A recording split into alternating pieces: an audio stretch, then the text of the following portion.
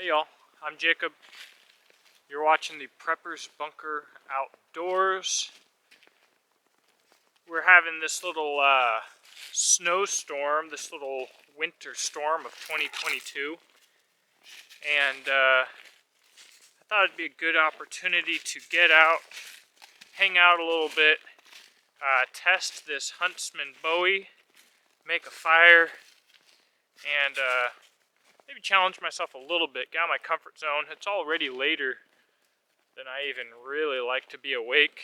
It's going to get down to about -3. I'm not going to be out all night. I'm just going to make a fire, hang out a little bit, and call it a night, and come on back. But I am hoping to not, I'm going to the cave. I am hoping to not slip on the frozen cliff that will go to the cave, because what happened is we had rain for a few hours. Everything was saturated, and then we flash froze, essentially. And so I don't want to, I don't want to fall on my butt anywhere, but I definitely don't want to fall on my butt where you go down the cliff to get to the cave. And hopefully, if I do, I don't bust my gear. But anyways, enough of that. It's time to get down there and get to making us a fire. I'll film the cliff here on my cell phone since it's less likely to be damaged. The other thing I'm doing, obviously, is a little bit of red light practice. This is going to be shady AF. It's good to practice running red light. It's not nearly as easy to see. I don't know how well the camera will or won't pick that up. But I've never done it at night in the snow. And so I will say, when the snow is really blowing, it'll it was a lot harder to see than I would have expected.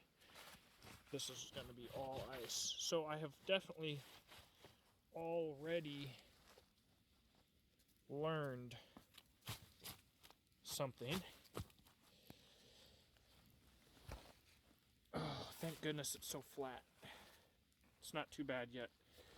It'll probably be worse on my way back because the temperature is going to be dropping so quickly here tonight. I will probably go down on my butt in this section, but it ain't no thing, so I'm going to go ahead and turn you off. I am doing white light going into the cave because we do have mountain lions, and I don't want to spook a mountain lion in here with anything but the best light that I have available. That's for certain. Which actually I should have left my red light on and gotten out the Surefire stiletto.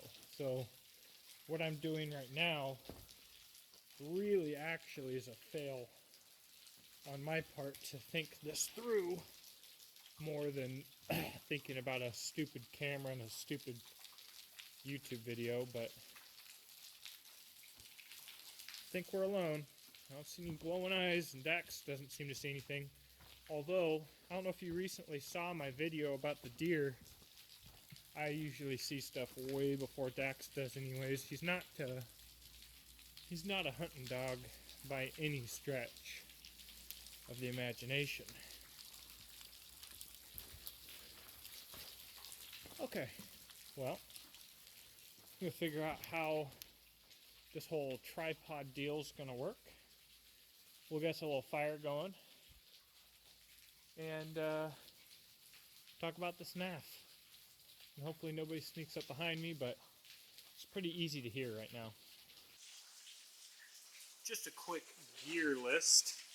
The Hidden Woodsman Day Ruck, little 3-day bag. This is this is ACU Delta, a prototype military pattern that Malcolm did for me a long time ago. This is an old pack. Of course, Appeal to Heaven, that's a Stand Strong Art patch. Good stuff. What I'm wearing I guess you won't be able to see. Just normal wool liners, normal, I don't know, kind of reflect, wool hat, whatever, and the typical Italian jacket with a French military little piece of snivel gear underneath that. So we're gonna go ahead here and bust out the NAF. We're gonna get to work on some of the cedar, get some feathered up, and what's that? Weird. Anyways, see you in a second.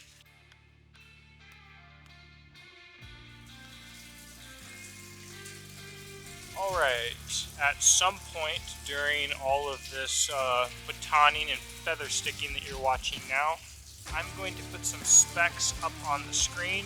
Just remember, this is a prototype knife, so exact specs are not the most important thing in the world. We're really just looking at the general concept, how it works, and where it could be improved, if anywhere.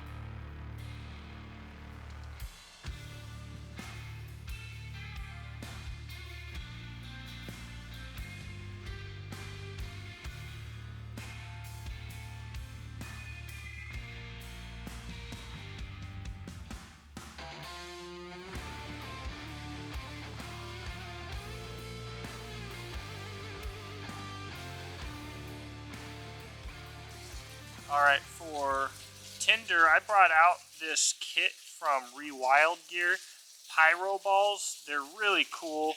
I'm a big fan. We're going to try these out today. Obviously, like usual, today we're using the Exotac Fire Rod, or as some people might say, Theorserium. Anyways, let's get this lit up. Alright, so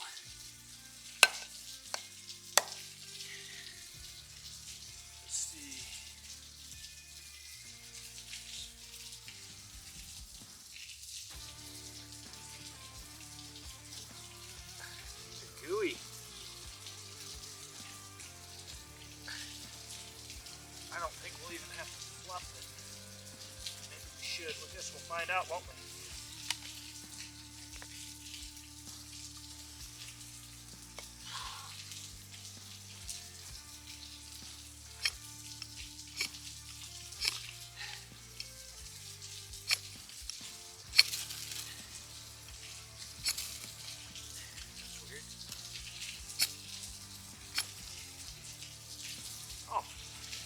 Enough. Wham bam bam bam. Get this over it. Come on. Yep, that's it. Alright. So lit. Come on. Hands work.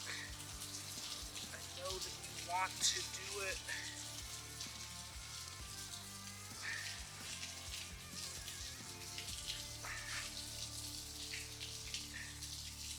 Oh, the wool gloves, they need to come off. I need to actually get somewhere here. Oh, I'm done. I'm making mistakes, guys. doggone making some silly mistakes here. Luckily, I think that fire starter is some really good stuff, and I think it's going to rock and roll for a while here, Lord willing. Let's see. Some stacks, I reckon. I think it'll catch.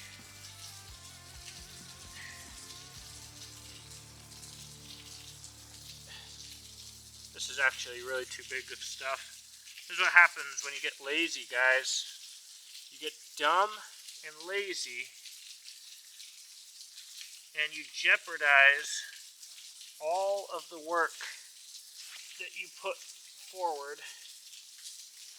So if we do get this tonight, it'll be likely largely in part 2. Rewild gear.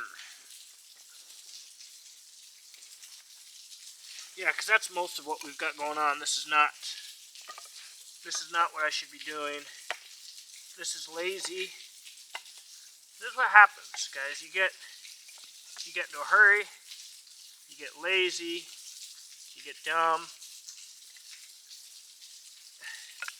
And so I started this way too high here. We need to bring this down to where it can actually work. Ooh, that's good though. We're getting that lit. Alright, bring this down to where our smaller stuff is actually in the flames because it's not too doggone high. And then by stacking here, we're going to make sure we have enough air.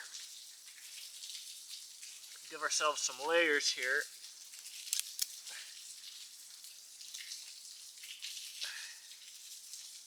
This is honestly embarrassing.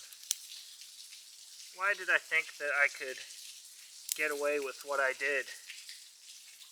Why?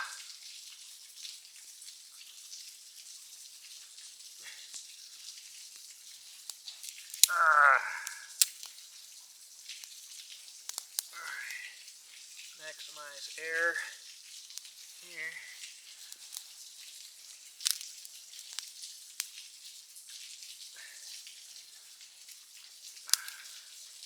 Huge shout out to the guys at Rewild Gear.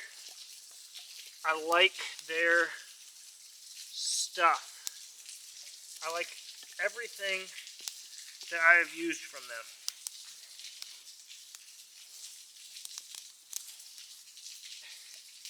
I really should have split a bunch of this up smaller. Just talk about lazy and stupid.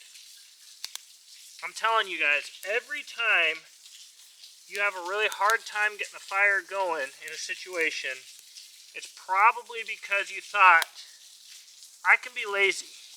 Even if you didn't physically think it, that's what your actions were probably saying.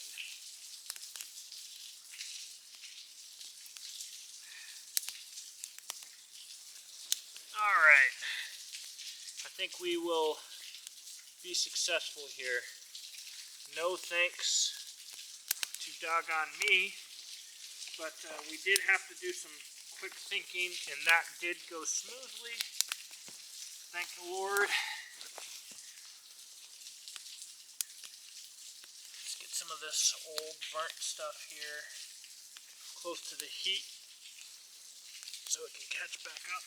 Oh, my eyeballs.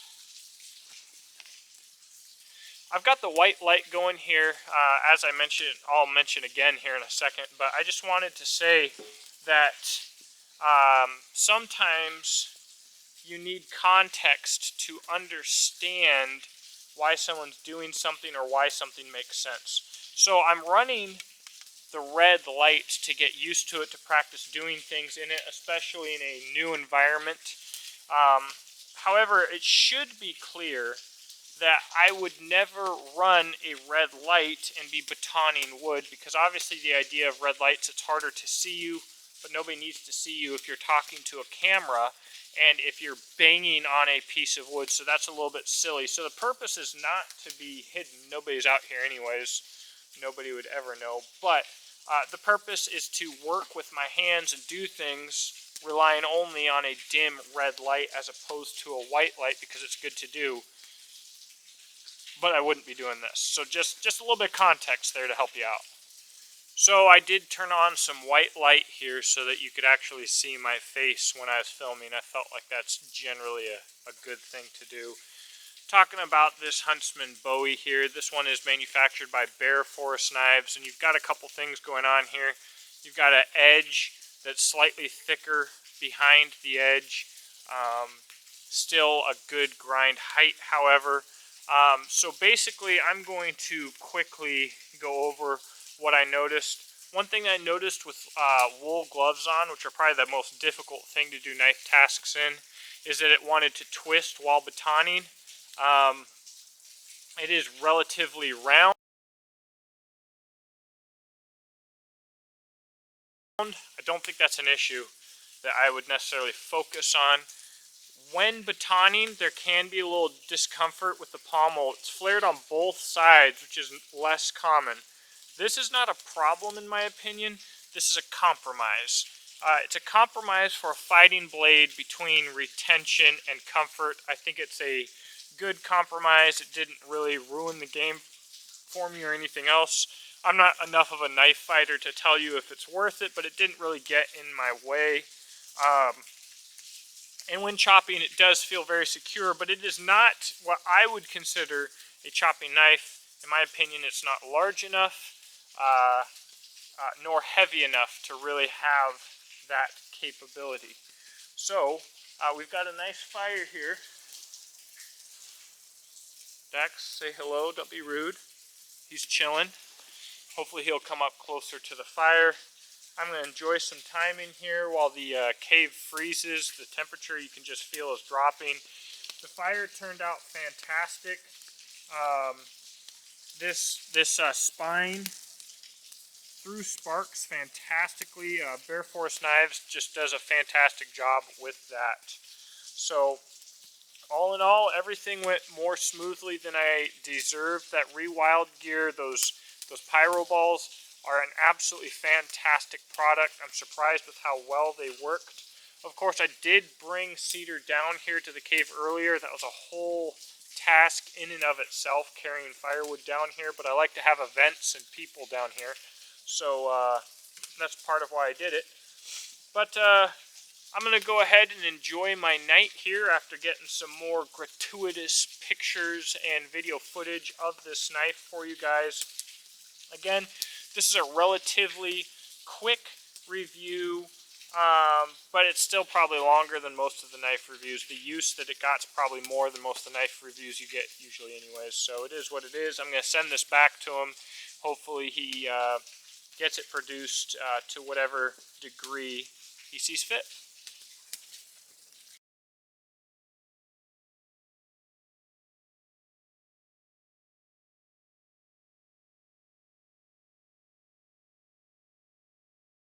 Hey y'all, thank you for watching. Let me know what you think in the comments section below. Check out the description box below to see how you can support this channel. I hope that you've had a good time watching this video, sharing this experience with me. It's rather cold.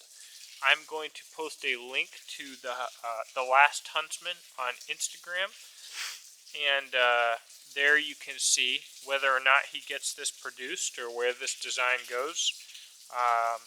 Anyways, like I said, talk in the comment section below.